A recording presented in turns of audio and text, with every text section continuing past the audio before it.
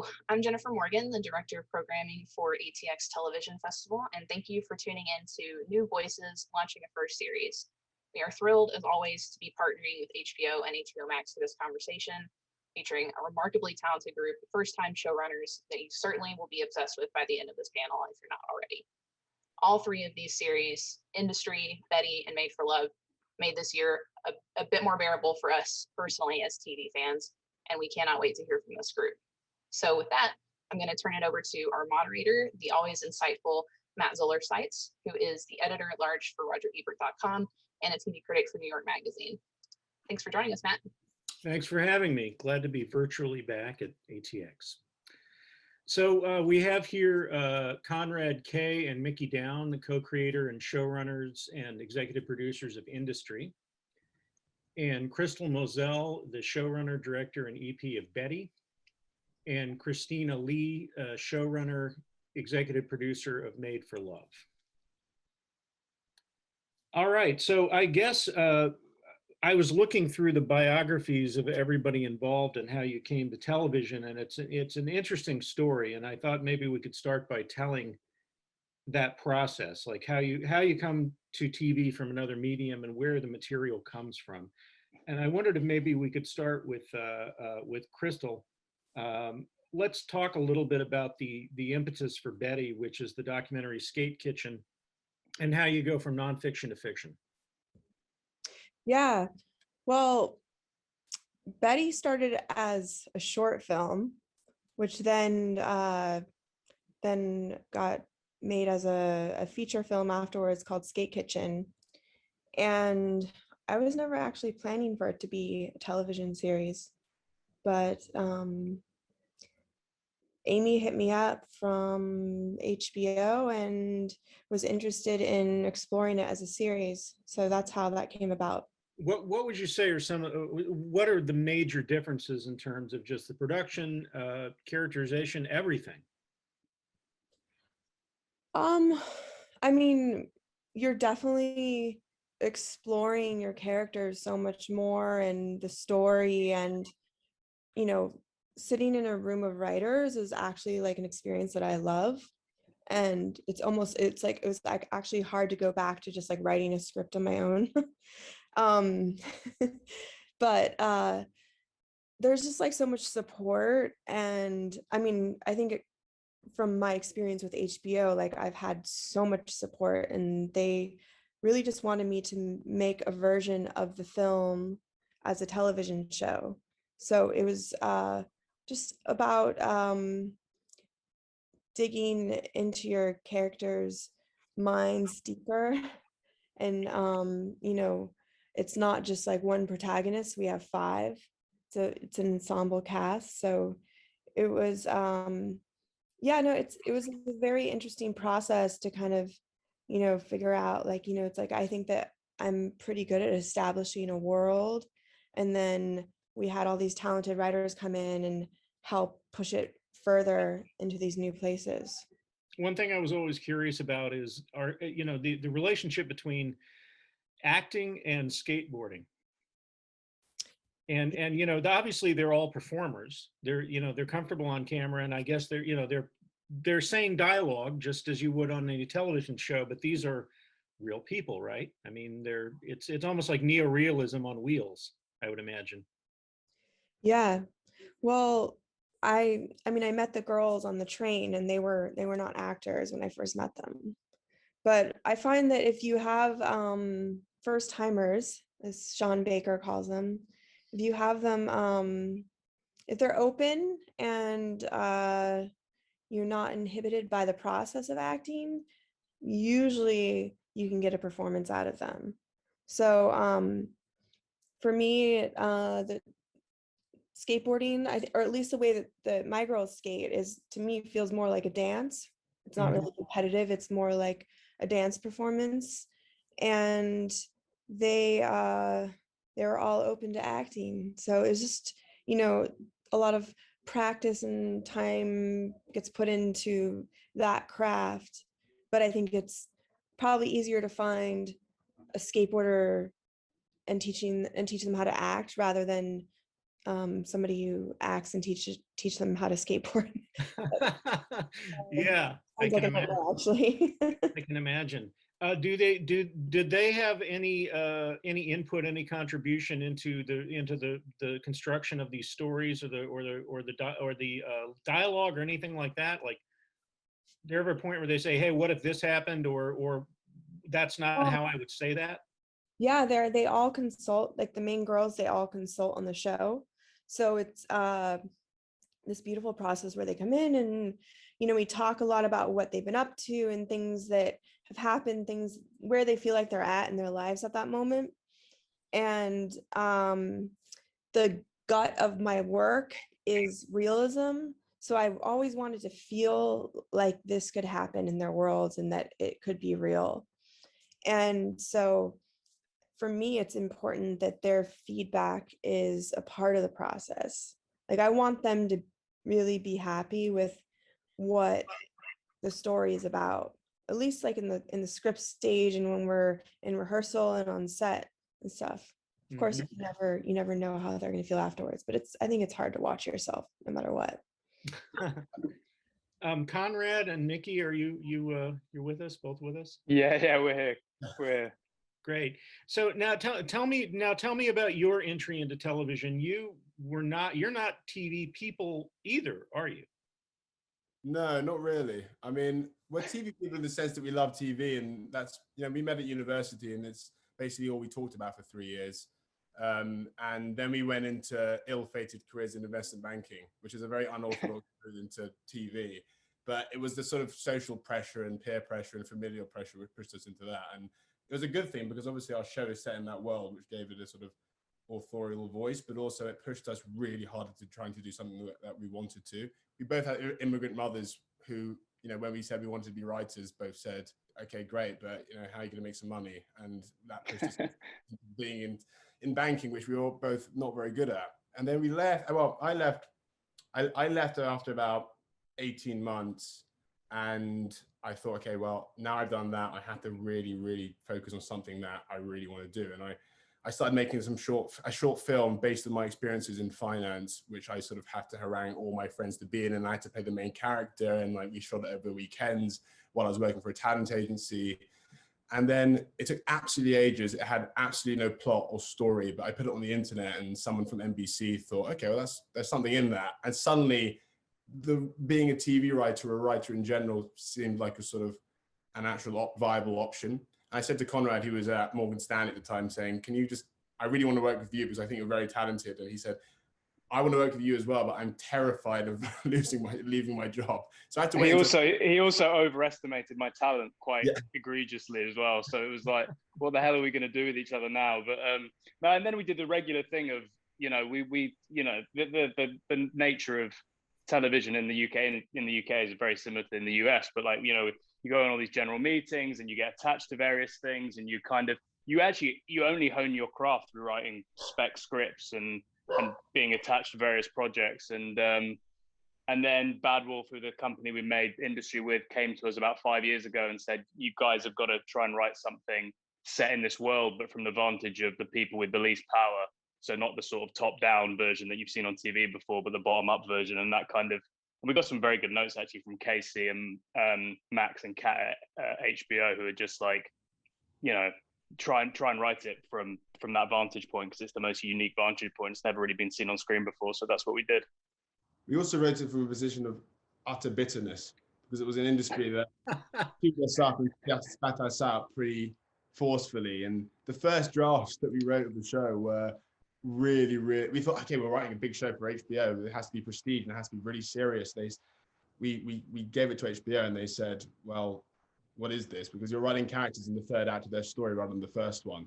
And maybe at some point you might have enjoyed your jobs, and maybe try and get some of that energy into it, which is what we've taken forward, even though there is a lot of sadness in there as well, and a lot of bitterness and cynicism. We were really learning the craft on the job. It was like, I think, the whole point of this panel is the first time aspect of it. And like it's amazing how little going into something like that, and how much you feel.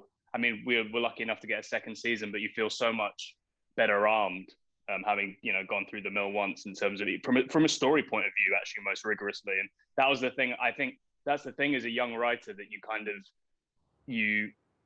all the other stuff, the sort of the character, the dialogue, that's the stuff that is almost like post-intellectual. It's like you either have a feel for that stuff or you don't. And I think me and Mickey, maybe to our credit, had a bit of a sense of that stuff, but it was the nuts and bolts of telling, 8 hours of story was just something that was like a very, very tough lesson for us to learn, and something hopefully we'll learn going into the second season.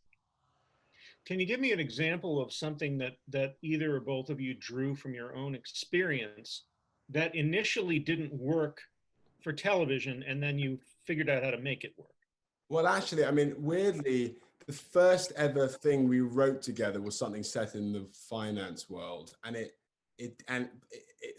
was our experience of it, but it was kind of derivative of old banking shows. So it had the very fast dialogue and the people shouting at each other over terminals, but it lacked the atmosphere of actually what it's like to be in that job for the first time, which is you're incredibly nervous the entire time. You have imposter syndrome every day. You're constantly looking over your shoulder because someone's going to work out that you don't belong in that seat. This might have just been me and Conrad, because there are obviously people who are good at finance, but we weren't two of them. So I think it was about creating the world and making it feel realistic, but it was more getting that atmosphere into it, which initially didn't work, or initially we didn't really think about it, and then we made this sort of cornerstone of industry. Mm-hmm. Christina, are you with us? Yes, I'm here. Okay, so now you are coming at this from the standpoint of adapting a novel. Mm-hmm. And what is that like? And how do you extract the core story and characters and themes from a novel and spread them out over X number of episodes? And what gets to stay and what has to go, and just how does that all work? I had a great process with adapting a novel because the novel itself was so inspiring to me. I was not aware of the writer Alyssa Nutting before I had read Made for Love, and the book just made me laugh so much, and I was really I just loved how she was telling this chilling story of a woman, who has a chip in her head placed by her husband, and yet it was laugh out loud funny. And so the tone was probably the most important thing that I wanted to maintain in series. And I felt that it was a sort of it was a very natural progress to adapt it for TV, because I worked very closely with the author. I know that shows don't always do it that way when you work with the author. Sometimes the books are optioned and then you just take them. But I just found such a great partner with Alyssa. So we did everything together. And to her credit, she really wanted the show to be a companion piece to the book as opposed to a straight adaptation. Mm-hmm. So we took these great characters, but we wanted to have something different because the book is so internal, and we wanted to really give life to all of the characters, not just Hazel. Can you elaborate a little bit on what you mean by the book is more internal? Like, can you describe how the book is written, how the story is told in the book, as opposed to the show, which I guess you would say is third person objective for the most part? Mm-hmm. Yeah, in the book, you're really following the journey through Hazel and through her point of view. So you don't really know in the book where, for example, Byron, her husband, is coming from. And that was like a big change that we made in the show, is that, he's this, tech billionaire CEO. He's a guy that's placed a chip in his wife's brain. He does a lot of evil things. And yet it was important to us that the audience could understand where he was coming from and maybe even have some empathy for him.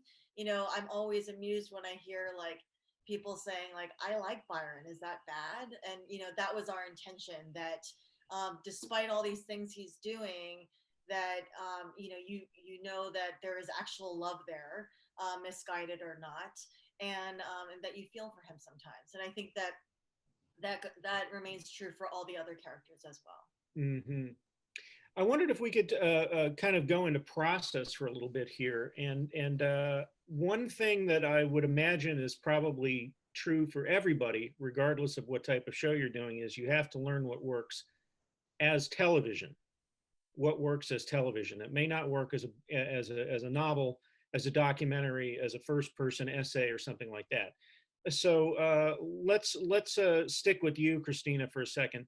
Can you give me an example of something that is inherently television, like something that helps tell the story in television that maybe is not as common in some other medium?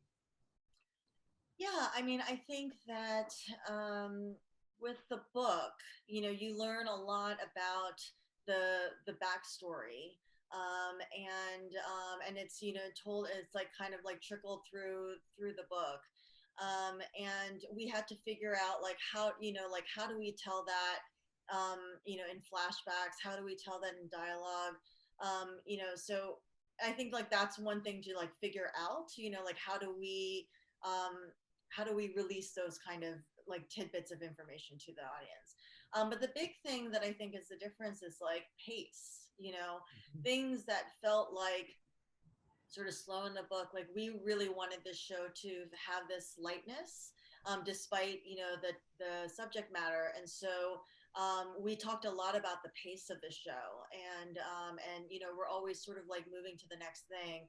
And I think the book is much, when you're reading the book, is the way that you get the stories in a much slower way, I guess. I mean, it's hard to compare those experiences, but I think pacing is like a big thing that you have to figure out, like when you're making the show. Crystal, can you talk about that a little bit as well? Just sort of the structure, the pacing, and all of that. Yeah, it's funny because for season 1 of Betty, it's actually like set in about like 5 days or something. Like it's very fast. You kind of make it feel like a whole summer long. That was always an interesting process for me because I was very literal and kind of like probably arguing with the other writers about it. Like, no, but like it needs to be more. They're like, it takes more time for the relationships to grow and stuff. But I think that, time just has like such a different perception when it comes to television and the way that you can move things around. And it's cool how like, I mean, like with an episodic, there's something about it. I feel like that today's audiences, they just want to watch something that has something like more to watch later. And it kind of like, there's something like exciting about it being like never ending, where you're just like in these people's worlds. And for me, like it was difficult at first, I would say, but as I got the hang of it, then I just realized like it doesn't matter as long as like it feels a certain way to the audience when you're watching it. It doesn't matter like what the time is. Mm-hmm. It's interesting, the idea that the perception of time can be not only relative but maybe irrelevant once you put it all together. Totally. And it's fun, and you could, I mean, I'm reminded that so many of the plays that we learned in school growing up are set, the unities. They talk about the unities, and it's like within 24, everything in Romeo and Juliet happens in 24 hours. Nobody questions it. We often think about that. Me and Mickey, we're always like, because we're very conscious of like, okay, does this episode, it unfolds over 2 days and 3 nights, but so does that mean the next one has to unfold over 2 days and 3 nights? And then I think that the truth is, if the episode's working on a dramatic level, the audience should not be asking, how quickly is this happening? I don't think. I mean, maybe I'm totally wrong about that, but me and Mickey were obsessed with that in making the first season of Industry. I think it was a function of our inexperience and the fact we were doing it for the first time, because there was a version of the show which we initially pitched where every episode was a different month. And we actually said to the network, HBO, this is about the moments that happen in between the 2 episodes. And it sort of goes back to the really good note they gave us, which is like the good stuff that you're talking about that happens in between the episodes. Can we just put that on the screen instead? Because it's far more dramatic than seeing the sort of fallout of it. And so I think, as Conrad said, I think if the show is working, the drama is working, the audience, the time is something that they're not thinking about that much. That said, I mean, we love being able to allow stuff to breathe. And our show is obviously, we have these 4 leads. And as Conrad said, it's sort of a unique vantage point into that world. And it's really important for us to see the world through their eyes. So there should be like moments amongst all the sort of chaos of the trading floor where you're sort of in Harper's head, our lead, and she's thinking, and you're sort of taking a step back and getting some perspective on the world. And that's why casting is so important. I mean, to go back to your initial question, it's like, what's the difference between, say, a novel and a TV program? Well, I mean, unless you have a voiceover, which is a very tough thing to pull off, and it can be fantastic, it can also be dead in the whole thing on arrival. It's like, how do you do interior life on screen? So like, and I think so much of what we wanted to do with industry, I mean, we ended up cutting it very quickly, but we wanted it to be a really experiential thing where you're like, okay, I'm on a trading floor for the first time. The camera is in Myhala's face, or the camera is in Ken Leung's face, and like, if you cast the right people, then that interior life is kind of it's behind their eyes. You know, that's what the best actors have, and it's kind of like what Mickey, to speak to Mickey's point, it's giving the show enough time for you to linger and to breathe. And like, we write very dialogue heavy stuff. It's just like the way we like, we love TV like that. We kind of like the kind of zing zing zing zing of it. But also we've sort of learned that sometimes a silence is like worth whatever, you know, to speak in a cliche, it's worth 10,000 words or whatever, because it's far more pregnant, and the you know, the audience can project onto it much more. You as time is very important, particularly in the first part of the first season, because so much of it is about the excessive work that is laid on people who've just gone into this. I guess really everybody in the business is overworked, but like that's a plot point. 100%. I mean, there was, as Conrad said, there were so many permutations of the first episode, and one of the main plot points of the first episode is this young kid who's been overworked. You know, he's done 5 nights basically on the trot without sleep, and there were versions of that where in the edit we didn't see enough of him. We didn't actually have a sense of time. We didn't have a sense of there were 5 nights in this, and it was actually quite difficult to get under the skin of the character without actually seeing him waking up and falling asleep, and waking up and falling asleep in the loo, and going to like having the, you know, using his gilet to sleep under. And I mean, it made a huge difference actually by breaking the episode out, because originally, as Conrad said, it was 2.5 days, and you just never got a sense of the fact he's almost caged in that office space for so long. Mm-hmm, mm-hmm. Now you're maintaining continuity of time. You know, you're inside a lot. So much of it takes place on the trading floor, but on the show, on the other hand, on a show like Betty, so much of it, I guess most of it or all of it is shot on locations, right? I mean, it's actually out in the streets. For season 1, yes, most of it was. For And, sure. and do you are you is it like, I guess it's probably just like an independent film, like you're constantly checking the weather and hoping the street doesn't get blocked off for a parade that you didn't know about or something like that. That's happened. One day we went to set and we're like, the entire street has been dug up.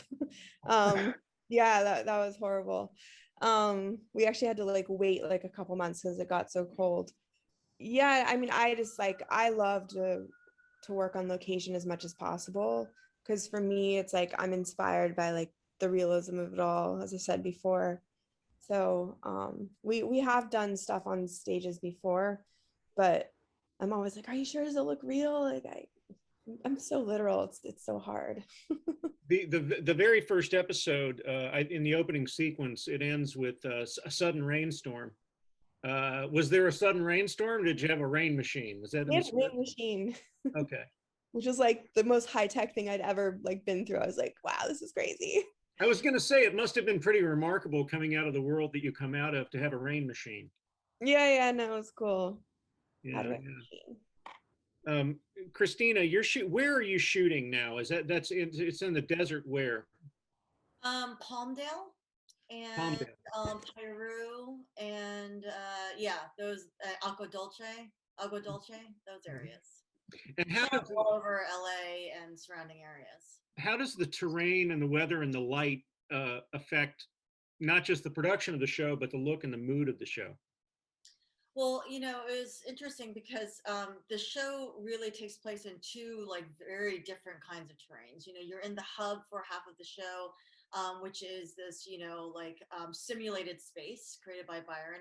But of course, in real life, we had to go to all these different locations to get that. And then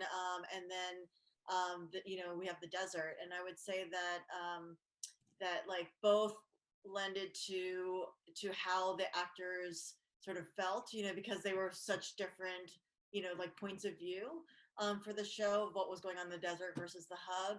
And so yeah, that felt very much like, you know, hard like characters. Mm-hmm. And how does the production actually work? I mean, do you keep things in a fairly tight geographical space? Are there a lot of company moves? I mean, how logistically complicated does it get? I mean, it gets complicated, but we try not to do too many moves. And I would say that we were able to use the same space and make it and dress it to look different, you know. You know, one thing, for example, that I thought was pretty incredible is that the trailer, the house that Herbert lives in, is a real existing place that's in Agua Dulce. And for the pilot, we had dressed that space. But then moving forward, we recreated that space on stages. And I was unsure of, you know, whether it was going to match completely, but, you know, with all the genius of like lighting and everything and our construction and our production designer, you just really couldn't tell. Conrad and Mickey, can you talk to me a little bit about the trading floor? That's a soundstage, right? Yeah. It is, yeah. We built it. So Wolf Studios, they're Bad Wolf, the company made it in the UK and Wales, have these amazing sort of, I think they're old glass factories actually, which they bought and converted into studios. So that was it was in a studio, but it was a remarkable build actually. We sort of had it mapped out on a lower level, and then we managed to persuade HBO to sort of help us build a sort of second layer onto it. So actually walking onto it, it's quite stunning how much it looks and feels like a trading floor. You know, we had people come up and visit it and were like, whoa. We had a deal with Bloomberg as well, so that all the terminals and all the electrics and everything is all sort of fully plumbed in. So it was pretty remarkable build actually. That's a world that's unfamiliar to me, so I have no way of judging. You know, is that what it actually looks like in real life? Or is there some movie touches maybe that you wouldn't see? It's pretty much exactly like that. I mean, I think the thing is, when you come to something said in the banking world, you sort of expect lots of clean lines and lots of flat, shiny surfaces. And to a certain extent, these buildings are like that. But it's quite important for me and Conrad to make this show feel a little bit more lived in than what you'd expect from this world, and a little bit more gritty. And we were obsessed with the desks, for example, especially the hero desks, so the Harper's desk, Eric's desk, with just like these places, you know, they're, as you said, Matt, like there's so much overworking in these places. These places basically become like your second home, and you know, you have like loads and loads of dirty shirts under your desk, and there's stains everywhere, and it felt like we needed to rough it up a little bit, because when we walked in, it was an amazing set build, but it was very, very clean, and it felt like it needed to be dirtied a bit. Is there I wonder, Crystal, the performances of the actors, of the performers, I guess you have to call them they're actors now. They're probably all in SAG at this point. It really feels like the way people actually talk on the streets of New York. It doesn't feel like a TV approximation of that. And I've lived, you know, most of my adult life in New York, and I haven't been there in a couple of years because of the pandemic. So I was feeling very homesick watching it. But I wondered, you know, how the ear, you know, your ear for that kind of dialogue. Is everybody kind of paying attention to that at the same time? Is that all on the page? Is that happening during the table read out on the street? I mean, how do you, because I didn't hear anybody there who didn't sound like somebody I would actually have run into. Yeah. It starts with the room, with having like a group of people in the room that understand the world completely. And so the dialogue starts there, and then the girls will look over the dialogue and we'll like refine it and be like, okay, this doesn't sound right. And then there's another level where we do a rehearsal. We rehearse every single scene in the whole show and rewrite dialogue there as well. And then of course on set again, there's like more dialogue rewrites. And then also we have this thing where like Ducho, who's our AD, he's like this lovely man that I've been working with for a long time, but he's like, okay, time for Crystal to do her thing. And I'm just like, all right, guys, like now you're gonna go through it throw out the dialogue and let's just do it one more time. And they're really great at just kind of, you know, making it their own. And a lot of the times that sort of like free for all take will make it into the final edit. So I was yeah, about to ask if you're particular about the words, like you have to say this word, you have to say that word, or is it not that important on a show like this? I mean, of course you have to like, there's a structure to the scene and there's, you know, there's these tent poles that they have to hit. But for me, I love when they go off the page. It's, I mean, generally I love that. So yeah. Christina, what would you say is if you said that that your show has a sound, what is that sound? And I don't just mean the way people talk, although that's a big part of it, but just the vibe of it. You know, what are you going for, and how do you center everything to make it all feel like it's made for love? That's a really good question. What is the sound of it? Yeah, the sound of it, like in the way that a band has a sound, you know? Right. Huh. I like this question. I'm like, what is the answer to that? I think it is. I'm gonna pull this out of nowhere because I don't know. Go ahead. I think it is wind chimes, maybe. Nice. Wind chimes, okay. Pleasant. You know, feels clean, but also could be out in the real world. You know, like I could see wind chimes being placed both in the hub for its pleasant nature, but then you would see it in the desert at Herbert's house. So, you know, I don't know why that's the first thing that came to my head. But yeah. That's interesting because it is a pleasing sound. You associate it with nature, but I also sometimes find wind chimes startling. Yeah. Yeah. Like you hit them the wrong way. It's like a little too loud. Like, yeah. Conrad and Mickey, why don't you take this one? Because I know you had talked earlier a little bit about the sort of sound of dialogue that you like and the rhythm of things. Yeah, I mean, our show has a sound, and it's this amazing Canadian DJ called Nathan McKay, who had never scored anything before, and me and Mickey loved his music, and we're like, would you like to do this for the screen? And like one of our favorite things about the first season is the original soundtrack. And then I guess the other side of it is, you know, like me and it goes back to reality. You know, Crystal, you said you're like obsessed with reality and naturalism and all this stuff, and me and Mickey were like, we really want to create the authentic sound of a trading floor. So that means that we recorded like a whole raft of ADR on top of the original script. So, and we were I mean, HBO had to actually tell us to turn it down because they couldn't hear the dialogue of the people speaking, but it means that there was so much snatch conversation going on sort of three-dimensionally. So that if you watch the show with subtitles, I reckon there are like 20 jokes an episode that you would miss if you didn't have the subtitles on. And that was like that for us was one of the most fun and gratifying things about the post-production process. That was one of the things I noticed. I wondered about that because it reminded me almost like a Robert Altman or an Alan Rudolph movie, where when you're on the trading floor, you're in a crowded restaurant or club or somewhere where there's a lot of people talking at the same time. There's no dead air. Yeah. Even if two major characters are not, you know, there's a pause in their dialogue. There's always something you hear somebody. There's like two phrases that sound weird out of context. Yeah, that's it. This is maybe to our, I don't know, maybe this is not a good thing, but Conrad and I are sort of allergic to sentimentality sometimes. So we might write a quite emotionally laden scene, and then we will have to undercut it by something stupid off screen by someone saying it. It's probably not a good instinct because it allows us to just keep it, I don't know, unmawkish. Yeah. Can you give me an example of demawkishifying?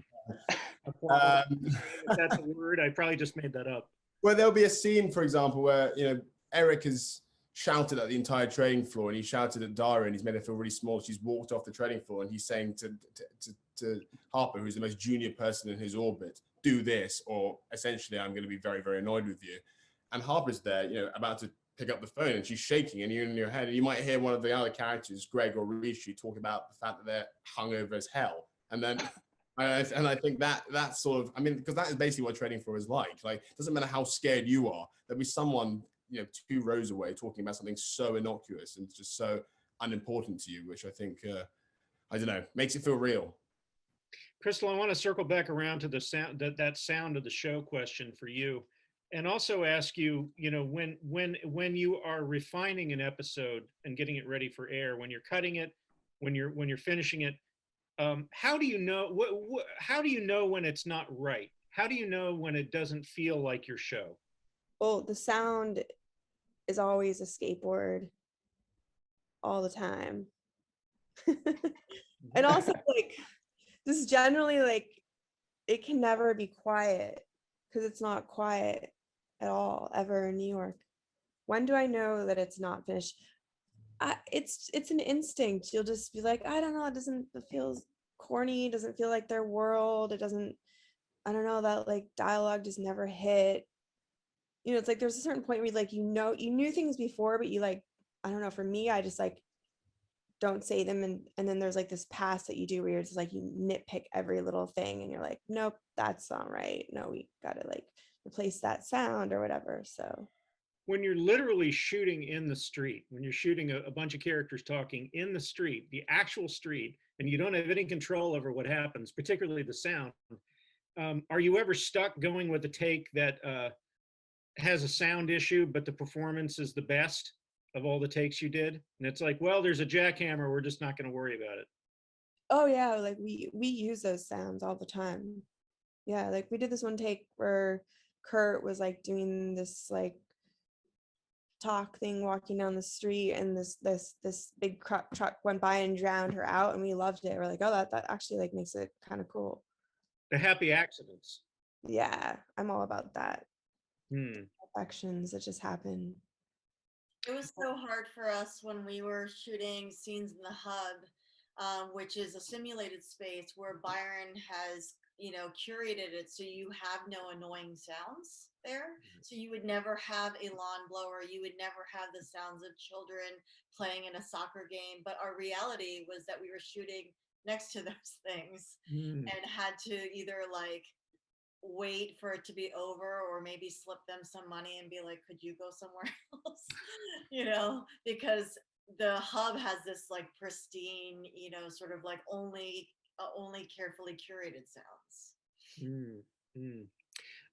I wanted everybody to kind of go around and talk about the most important thing that you have learned about making television.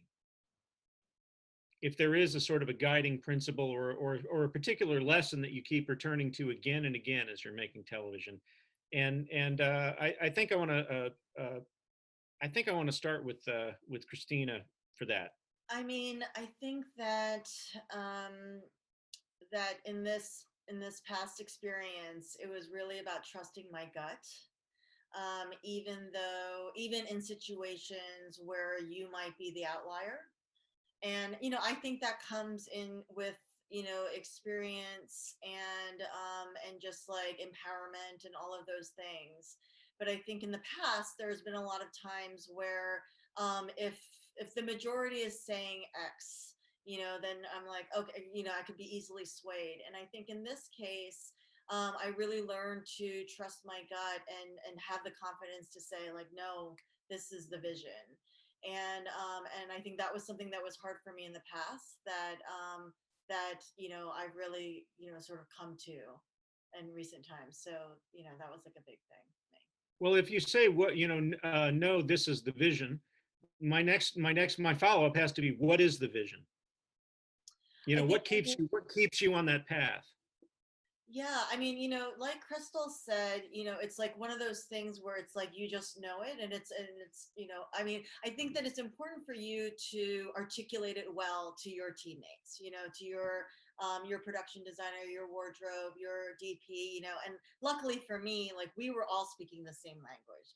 So in that case, you know, it was very seamless. But I think that you know, you have to know what you want on your show as a showrunner. And I think the most important thing is making those decisions and being really diligent about like these are my decisions and this is why. Mm-hmm, mm-hmm. Crystal, what about you? What is the North Star? What is the guiding principle for you from episode to episode and scene to scene? I'm too instinctual to really like, it's all off of instinct. I don't know. But one thing I did learn is that you really got to hook people in the first episode. Was there a version was there a version that didn't hook people and you had to make some fixes? Oh, I think it is the version that's out there. Good. That's great. But I learned that for season 2. I know I'm not supposed to talk about season 2, but for season 2, I really was like, we really got to like bring these stories up a bit further. I think I was just like, you know, I love the atmosphere and kind of just like living in their world and kind of, you know, being with them. But I felt like I was like, oh, I should have like really introduced their storylines a bit closer. Conrad and Mickey, what do you think about all this? Well, I mean, I was going to tag on what Christina said, which is, or something that you shaped to say, which is about, I mean, the toughest lesson that I've learned, or I think that I speak for Mickey, but I speak for myself, is that what you think is on the page is often not on the page. So like, you can have a feeling about a scene or how a scene should be, or actually what a scene's about moment to moment, what it means for each character, what the out is, what the dramatic out is, what you want the audience to feel. And you can think, you know, you could write the best version of the scene and then you can hand it off to somebody and 20% of what you think is there is actually there. And it's your job. I mean, and I speak for myself, I was not good enough at this at season 1. It's your job of just over communicating that again and again to everybody, whether it's the production designer, the actor, the director, and sort of bringing them with you and saying, this is what it's about. This is what it's about. This is what it's about. And you honestly can't say that enough, because, and you know, I think when you're a young writer, you're so scared of being obvious and you're so scared of being on the nose and you're so scared that you're going to be taken as too literal and unoriginal and all these things that me and Mickey bury stuff in subtext so much in those early drafts that people were getting the scripts and they were like, okay, so what the hell is, you know, what's going on here? And we were like, well, it's about this and this and this and this. It's like, guys, that's, you know, that's, nobody's going to get that. An audience isn't going to get that. The director's not going to get that. So hopefully we professionalize ourselves a little bit and do a better job of that in season 2. Do you have to just sometimes make the decision to just come out and say it? Just 100%. We have to get this done or they're going to fire us or something. I'll just tag into what Crystal said as well, which is learning that how important story is something that happened about halfway through our process. I know Conrad said before, which is like, the world building and the characterization, the dialogue is something that, you know, I think we found a lot easier than telling 8 hours of story and telling a serialized narrative. And it's just something that we've actually just learned how to do better. And then the one thing the other thing I'd say, which I think is incredibly important, is casting, which I feel is, I mean, characters can live and die on who you cast them, on how you cast them. And, you know, characters that on the page were interesting to us were so elevated by the performances that the cast gave. And you know, we have not a unique show, because I think actually Christine has this as well, which is, I know Crystal has this as well, which is like, it's an unknown cast, and it was quite hard to get people to watch it really, because it's, you know, it's not a named person, and this is a whole new group of young actors. And you know, when again, it was gut when we first saw these actors. We saw so many people for these people, and then the first time they came and did the readings, then it was just like, okay, well, it was then that I thought we had a TV show, quite frankly, because up to that point it was just all on the page, and we were scared it was going to fall flat. Yeah, we had a very rare experience of you know, we shot a couple episodes and then we went down for COVID. And so based on what the actors had done, we went in and rewrote a ton, you know, because of what we had learned from them. So, you know, that's another thing of just like that it's a constantly like moving, shifting thing as you're shooting and learning about these characters. Mm-hmm. Well, it looks like we are out of time, but it was really a wonderful conversation, and I've learned a lot, and thank you so much for participating in this. I hope people enjoy it.